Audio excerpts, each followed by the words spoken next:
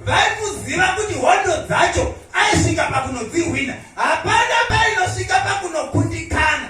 He was a mighty man. Murwi akanga akatozvikwanira. Hapana chaibviswa pana Jephthah. But tarisa one situation yakatarisana nayo.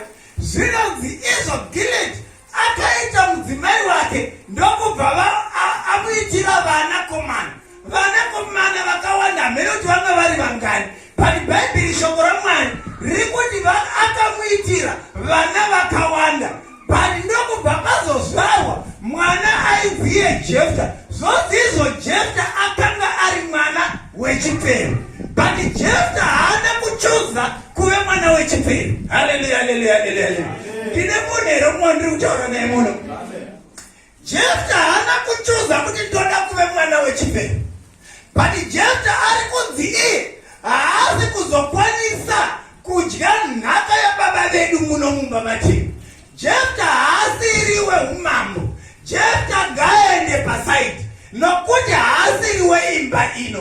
But Jephthah haana kuselekta kuti inini ndoda kunge ndiri mwana wechipiri. Bhaibheri rese raunoverenga version ipi neipi inongotaura kuti anga ari mwana wechipiri. Chipiri chacho hachina kurehwa zita. Uri kuona here kuti Jephthah yakubatwa nayo haisiriyo kuti ndiye akaiselekta, but yakaitwa nemumwe munhu. Akaita wacho haana chiri kumuafekta.